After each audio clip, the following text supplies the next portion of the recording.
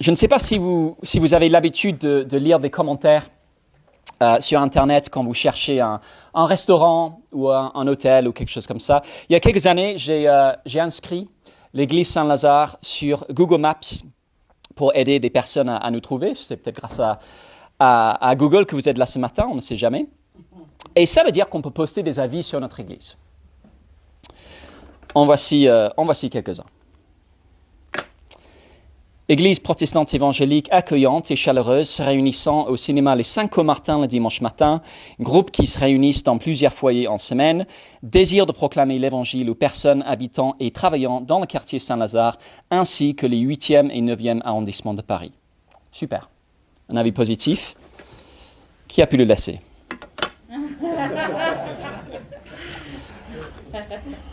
Quelqu'un d'autre dit à visiter absolument, messe célébrée de manière régulière avec une atmosphère apaisante. Super. Je me demande s'il n'y a pas confusion avec l'église Saint-Louis-d'Antin à côté. Juste un soupçon. Je me demande quelle serait notre réaction si on lisait l'avis suivant. J'ai visité cette église et j'ai eu envie de vomir. Alors, comme toujours sur Internet, on voudrait prendre du recul, surtout si on ne savait pas qui était derrière le commentaire. Et si c'était le commentaire de Jésus? J'ai visité cette église et j'ai eu envie de vomir. Qu'est-ce qui pourrait motiver une telle remarque? Depuis quelques semaines, on parcourt les messages de Jésus dans le livre de l'Apocalypse à 7 églises en ce qui est aujourd'hui la Turquie. Des églises qui, si elles étaient notées sur Google, n'auraient pas toutes le même nombre d'étoiles. Il y a celles qui auraient 5 étoiles, la meilleure note. Ce sont des églises qui ont tenu bon face à l'opposition, des églises qui ont souffert et qui se sentent faibles, mais qui sont restées fidèles et qui sont félicitées par Jésus. Et puis, il y aurait celles qui auraient peut-être 2 ou 3 étoiles. Des églises marquées par une foi sincère et un amour authentique entre les membres, mais qui ont commencé à tolérer quelques compromis, notamment concernant leur rapport avec peut-être des aspects plus malsains du monde environnant.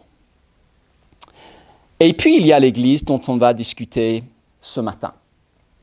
La seule qui recevrait, à mon avis, 0 étoile, et le commentaire, j'ai visité votre église et j'ai eu envie de vomir. La lettre à l'église de Laodicée est la plus sévère. C'est la seule église dont Jésus ne dit rien de positif. Et si vous avez le texte devant vous, regardez la fin du verset 16. Jésus dit à cette église, « Je vais te vomir de ma bouche. » Mais pourquoi? Est-ce que c'est parce qu'elle a été déchirée par des conflits et des rivalités entre ses membres? Est-ce qu'il y avait une immoralité rampante?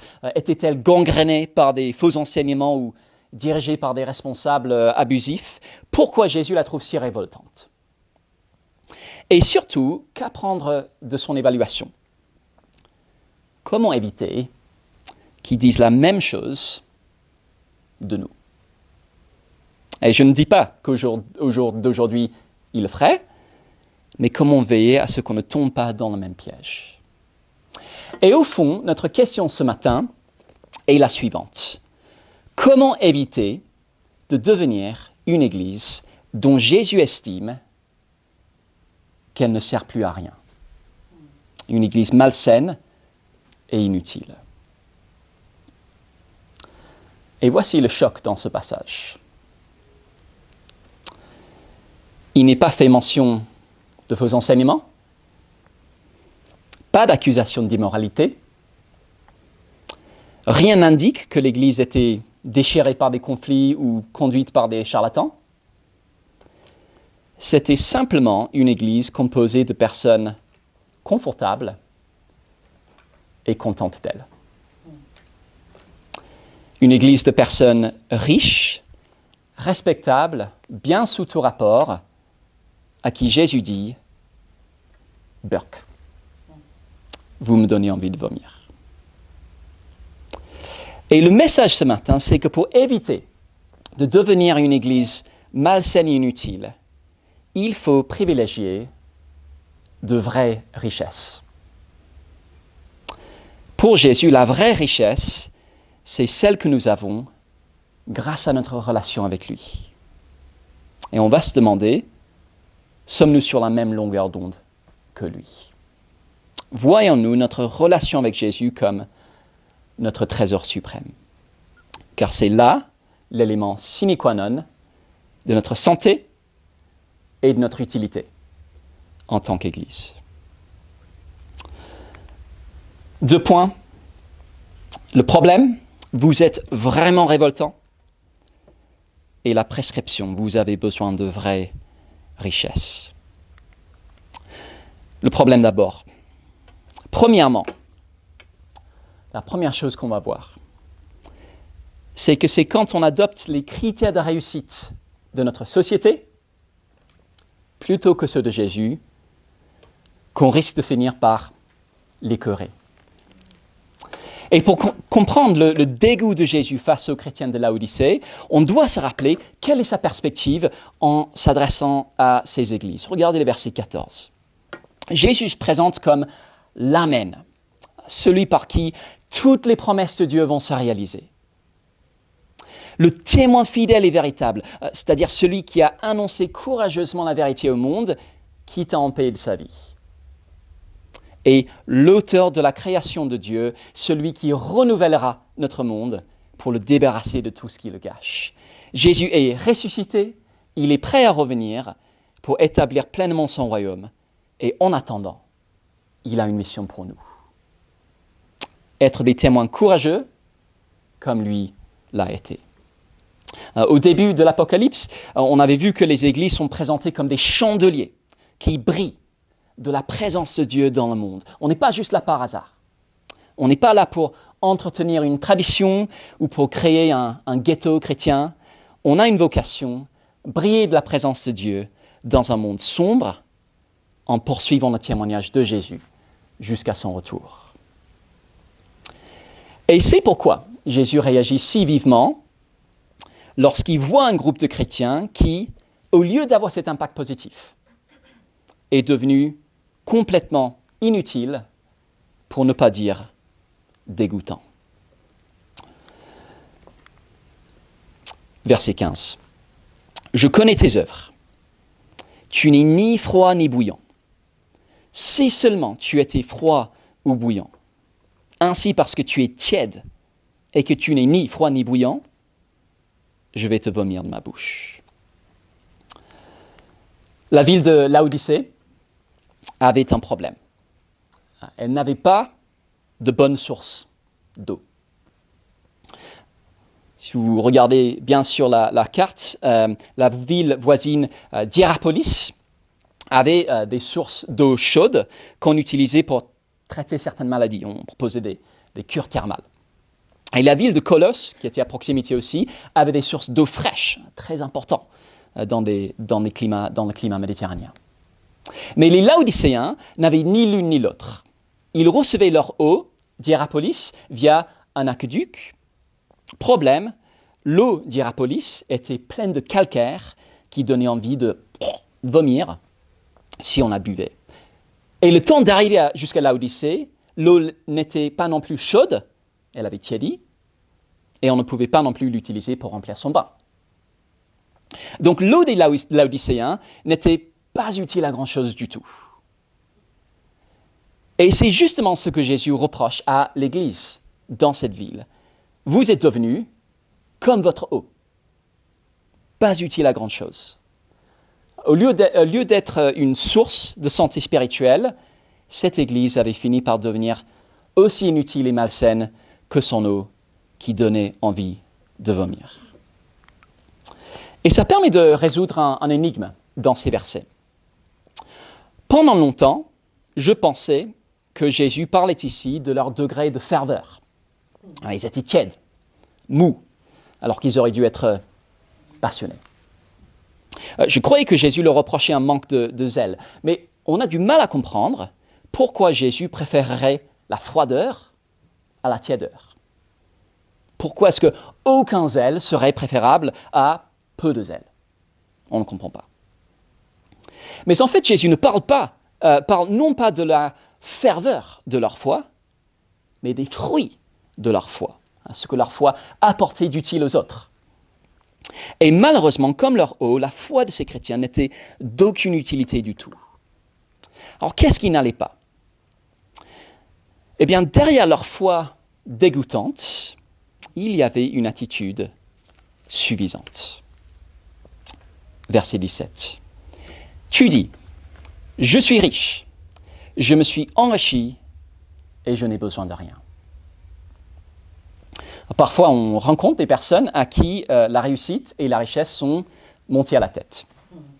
Des personnes convaincues de ne pas avoir besoin de l'aide de qui que ce soit. C'est bon, j'ai bien réussi ma vie, j'ai une bonne situation, j'ai la sécurité, je n'ai besoin de l'aide de personne.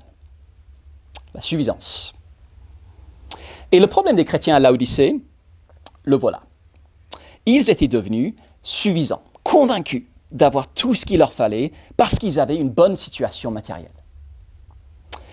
Vous voyez, Laodicée manquait peut-être une source d'eau, elle restait une ville riche. Elle était connue pour la qualité de la laine, très prisée, qu'elle produisait, et pour son centre médical où on fabriquait des médicaments pour les yeux, on y reviendra. Et en fait, les Laodicéens étaient tellement riches que quand leur ville avait été touchée par un séisme, ils avaient refusé l'offre d'aide financière de Rome et avaient financé les réparations eux-mêmes. On ne veut pas être des assistés, on a ce qu'il faut pour gérer tout seul. Merci. C'est une ville marquée par une attitude suffisante, riche, respectée, convaincue de sa réussite. Et cette attitude suffisante avait gagné l'Église. Les chrétiens avaient adopté les mêmes standards, les mêmes critères de réussite que leurs voisins. Et ça arrive facilement, non? Aujourd'hui aussi, on est bombardé du message qui dit que si on a un CDI, un bon salaire, qu'on est propriétaire de sa maison et pourquoi pas d'une maison de vacances aussi, c'est ça la réussite. Là, on peut être content de nous. Et si on obtient ces choses, on est arrivé. On a tout ce qu'il faut. Et ces chrétiens avaient avalé ce message-là. C'est bon. Notre compte en banque affiche un gros solde, on a de belles perspectives d'avancement pro, nos enfants sont dans de bonnes écoles, on a tout ce qu'il nous faut. Mais Jésus n'était pas dupe. Ces chrétiens suffisants étaient en réalité indigents, pauvres. Il me fallait un autre mot qui se terminait en « an ». Verset 17. « Tu ne sais pas que tu es malheureux, misérable, pauvre, aveugle et nu. » Le problème avec la suffisance, c'est qu'elle empêche d'y voir clair. Quand on est convaincu de notre réussite et d'avoir tout ce qu'il nous faut, par exemple parce qu'on a une bonne situation matérielle, c'est difficile d'imaginer que quelqu'un puisse avoir un autre avis sur nous. Mais on peut oublier que Jésus ne mesure pas la réussite de la même manière que le monde. Et ces paroles de Jésus ont dû sonner comme un réveil brutal pour ces chrétiens confortables et contents d'eux. Vous vous croyez fortunés, mais vous êtes malheureux, misérables et pauvres, sans sous, selon les critères qui comptent. Vous donnez l'impression d'avoir tout compris à la vie, moi je vous dis que vous êtes aveugle. Vous ne comprenez rien. Vous vous habillez en Gucci et Louis Vuitton, mais pour moi, vous êtes nus. Vous êtes peut-être content de votre situation, mais je vois la réalité. Pour moi, selon mes standards, vous n'avez rien. Et l'énorme ironie, c'est que votre suffisance vous empêche de voir toutes les insuffisances qui vous caractérisent.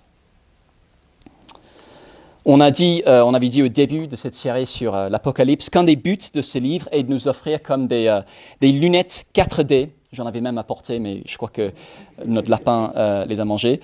Mais des lunettes 4D pour discerner la réalité derrière les apparences. Et c'est ce que fait Jésus pour ces chrétiens à Laodicée. Il dévoile la réalité de leur situation. Confortable en apparence, misérable en réalité. Alors comment est-ce qu'ils en étaient arrivés là? Ce n'est pas difficile d'imaginer comment. On a tout ce qu'il nous faut. On n'a pas besoin de prier. On est tranquille. Passer du temps avec Dieu tous les jours, oui, pourquoi pas. Mais ce matin, j'ai golf. Ce soir, c'est soirée Netflix. Ma maison pourrait servir de modèle dans un magazine. Méditer sur notre espérance, oui, mais j'ai déjà un petit coin du paradis à entretenir ici. Parler de Jésus autour de moi, oui, éventuellement, mais est-ce qu'on ne risque pas de me trouver étrange? J'ai une image à soigner. Et le problème n'est pas la richesse elle-même. Dans la Bible, beaucoup de personnes riches sont citées en exemple. Le problème, c'est d'avoir adopté les critères de réussite de la société et négligé ceux de Jésus. Et on est obligé de choisir entre les deux. On ne peut pas fonctionner avec les deux, ceux de la société et ceux de Jésus. Ça ne marche pas, un prendra toujours le dessus. Mais si on opte pour les critères de réussite de la société et qu'on se donne pour but de privilégier le confort et la réussite matérielle, par exemple, il ne faut pas s'étonner quand notre foi devient comme l'eau de Laodicée. Inutile, infructueuse et malsaine pour nous et pour les personnes qui nous entourent. Une attitude suffisante empêche de voir la réalité indigente et aboutit à une foi que Jésus trouve dégoûtante. Alors attention, je ne dis pas que c'est notre cas à l'église Saint-Lazare. N'oublions pas que les messages à cette église ne sont pas adressés à nous directement. On lit une lettre écrite à une autre église pour qu'on se mesure à elle. Mais il y a une mise en garde, non? C'est possible d'être une église orthodoxe dans sa doctrine, avec un accueil chaleureux et la bonne musique, remplie de personnes souriantes qui ont un bon travail et des enfants sages, qui est en fait complètement inutile. Parce que ces membres se sont laissés dicter par le monde les normes par lesquelles évaluer leur vie. Une église de personnes à qui Jésus dit « Urk, j'ai envie de vomir ». Alors comment prévenir ce problème? On a besoin d'écouter la prescription de Jésus et d'investir dans de vraies richesses, c'est-à-dire notre relation avec lui. Verset 17 encore. « Parce que tu dis, je suis riche, je me suis enrichi et je n'ai besoin de rien. Et parce que tu ne sais pas que tu es malheureux, misérable, pauvre, aveugle et nu, je te conseille d'acheter chez moi de l'or éprouvé par le feu, afin que tu deviennes riche, des vêtements blancs, afin que tu sois vêtu et que la honte de ta nudité ne paraisse pas, et un collier pour oindre tes yeux, afin que tu vois. » Il y a des médecins qui prescrivent des remèdes surprenants. Apparemment au Québec, on peut se faire prescrire des visites de musée parce que l'art est bon pour la santé. Aux États-Unis, il y a des médecins qui prescrivent des casques de réalité virtuelle comme antidouleur.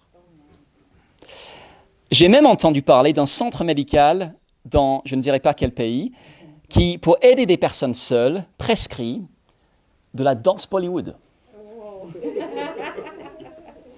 J'ai déjà essayé la danse Bollywood, c'est pas pour moi.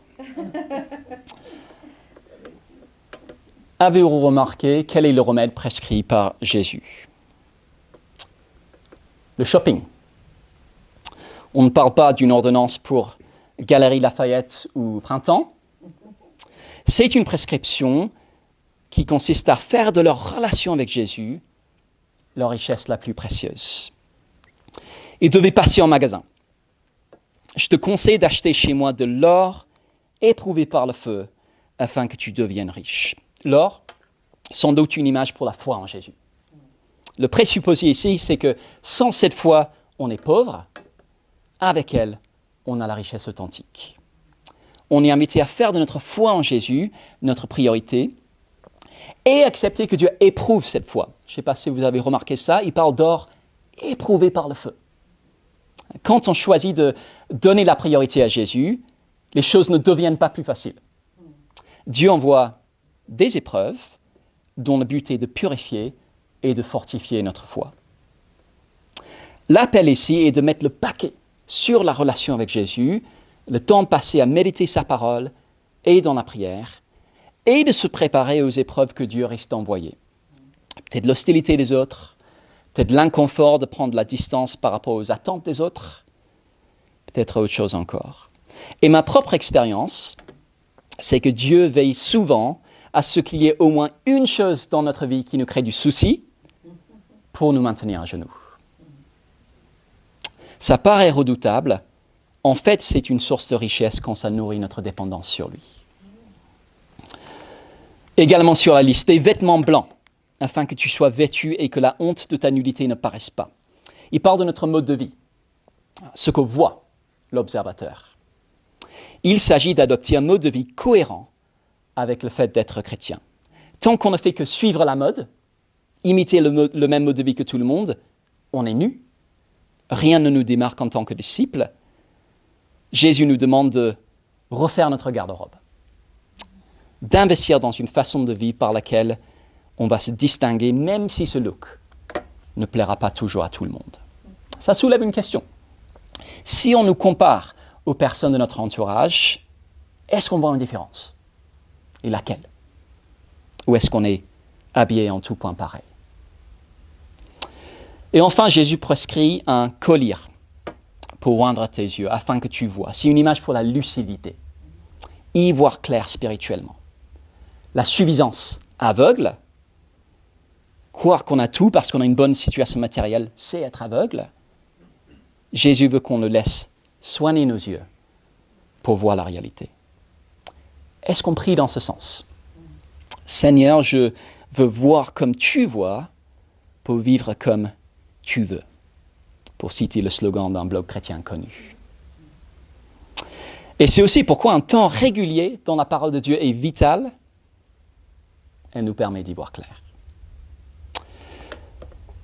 On doit passer en magasin. Et ce qui est frappant, c'est que toutes ces choses, l'or, les vêtements, le collier, c'était des choses que les Laodicéens avaient au sens littéral. Ils avaient de l'or, ils étaient riches, leur ville était célèbre pour ses tissus, ses vêtements, et elle était connue mondialement pour son collier pour les yeux. C'est comme si Jésus était en train de dire, arrêtez de vous contenter du faux et procurez-vous de vraies richesses. Et c'est en venant à moi que vous les aurez. Intéressant qu'il s'agit de les acheter, sans vouloir pousser la métaphore trop loin. Je me demande s'il n'y a pas l'idée que ça va demander en échange. Non pas qu'on peut littéralement dépenser de l'argent pour obtenir des biens spirituels, plutôt qu'il faudra peut-être se séparer de certaines choses qu'on a valorisées pour investir dans notre relation avec Jésus. Quel est l'enjeu derrière tout ça? L'enjeu est énorme. Regardez le verset 20. Jésus dit, « Voici, je me tiens à la porte et je frappe. Si quelqu'un entend ma voix et ouvre la porte, j'entrerai chez lui, je souperai avec lui et lui avec moi. » L'enjeu, c'est si on est prêt, en tant qu'individu et en tant qu'Église, à ouvrir au Maître. Alors ce verset est souvent utilisé pour inviter à la foi en Jésus pour la première fois. Jésus toque à la porte de ta vie. Es-tu prêt à me laisser entrer? Et si ce matin vous ne vous présenteriez pas comme chrétien, Jésus est là. Il frappe à la porte et il veut que vous le laissiez rentrer. Venez en discuter si vous voulez en savoir plus. Mais dans le contexte, ce verset s'adresse à des chrétiens. Et il dit quelque chose de terrible. Cette Église avait enfermé Jésus dehors. Jésus qui devait être à table avec eux, frappait à la porte. « Coucou, je peux rentrer ?» Et ça donne à réfléchir. C'est possible d'être un chrétien ou d'être une église qui enferme Jésus dehors.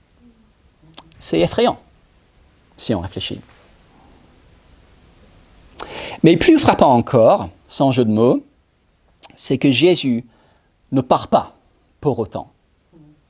Il est à la porte, il veut qu'on lui ouvre pour qu'il vienne dîner avec nous. Et cette image d'un souper, c'est encore une façon de parler de la relation avec lui. Ça parle d'amitié, d'intimité et de joie. Ce n'est pas un snack, pas un plat micro-ondes, c'est un dîner. C'est du langage qui nous parle en France. C'est quelque chose à côté duquel on ne veut pas, surtout pas passer. Et nous, avons-nous besoin de laisser Jésus rentrer pour dîner avec nous? Même si ça demande des choix coûteux, ferons-nous de notre relation avec Jésus notre richesse la plus précieuse? Notre santé et notre utilité en tant que chrétiens sont en jeu. À quoi ça ressemble en pratique? J'ai un ami qui grimpait les échelons d'un cabinet d'avocats réputé à Londres qui m'a raconté une conversation avec son chef. Si tu veux devenir associé, son chef lui a dit, il faut comprendre que ce sera comme une cuisinière avec 4 brûleurs à feu. Travail, famille, vie sociale, santé, et un de ces brûleurs devra rester éteint. Mon ami était chrétien, il savait qu'il y avait plus que 4 brûleurs dans sa vie. Il y avait aussi sa relation avec Dieu et son engagement à l'Église. Et donc il s'est dit, je sais qu'on s'attend à ce que je continue à monter, mais non merci. Pas pour moi. Et il a cherché un travail moins impressionnant, mais sans les mêmes contraintes, dans une autre entreprise. Pourquoi? Pour prioriser sur ses relations avec Jésus, son service de Jésus, et pour éviter de devenir un chrétien révoltant qui enferme Jésus dehors. Alors je ne dis pas que tout chrétien travaillant dans un cabinet d'avocats doit faire le même choix. Mais vous comprenez le principe.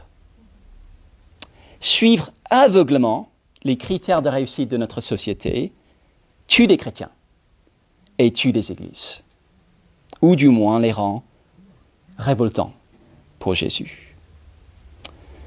On a besoin de rompre avec ces critères, avec les critères de réussite de notre société et de faire de notre relation avec Dieu notre richesse la plus précieuse. Et je sais à quel point ça peut être difficile. Si vous êtes comme moi, ça nous arrive de nous dire, j'ai X ans, 35 ans vendredi, je dis ça comme ça. J'ai X ans, j'aurais dû être arrivé ici. Ou j'aurais dû avoir obtenu cela.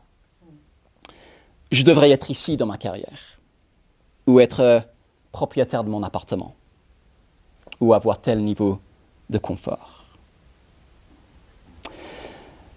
Rien de mal à être propriétaire. Je pense qu'il peut y avoir de très bonnes raisons de l'être. Mais si mon critère de réussite dans la vie, c'est mon confort, ça finira forcément par affaiblir ma relation avec Dieu. Forcément. J'opterai pour la grande maison loin d'une bonne église. Ou le travail tellement prenant que j'ai le temps pour rien d'autre. Ou j'éviterai de partager ma foi de peur que ça me crée des problèmes. Les critères de réussite de la société et ceux de Jésus finissent toujours par entrer en collision. Par contre, si je n'en suis pas là où on me dit que je dois être, ce n'est pas grave. Parce que si j'investis dans ma relation avec Dieu, j'ai une richesse bien plus importante que celle qu'on me propose ailleurs. Et donc la question avec laquelle je propose de conclure est celle-ci. Selon les standards de qui vivons-nous? Selon les standards de qui vivons-nous? Les chrétiens de Laodicée avaient adopté les standards de leur ville et ils avaient fini par devenir une église qui donnait la nausée à Jésus. Et nous, selon les standards de qui vivons-nous? Si c'est les standards de notre société, qu'avons-nous à offrir à notre société qu'elle n'a pas déjà? Mais en investissant dans notre relation avec Jésus, on peut être une source de santé pour les autres. Et je me demande si un danger potentiel pour nous n'est pas justement ici. En tout cas, on doit être vigilant, il me semble. C'est le danger de devenir, si on ne fait pas attention, une église dont l'impact est émoussé, parce que, sans doute inconsciemment, on suit des critères de réussite qui ne sont pas ceux de Jésus, au lieu de faire de notre relation avec lui notre plus grand trésor. Mettre Jésus en premier peut demander des choix courageux. Ça peut demander qu'on se fasse violence parfois, mais écoutez sa parole d'encouragement pour finir. Verset 21. Le vainqueur, celui qui ose donner la première place à Jésus malgré le coup, je le ferai asseoir avec moi sur mon trône, comme moi j'ai vaincu, et me suis assis avec mon Père sur son trône. Prioriser sur notre relation avec le Seigneur, ce sera peut-être un investissement coûteux aujourd'hui. C'est un investissement dont ce sera évident à la fin qu'il aura valu le coup. Je vous invite à prier.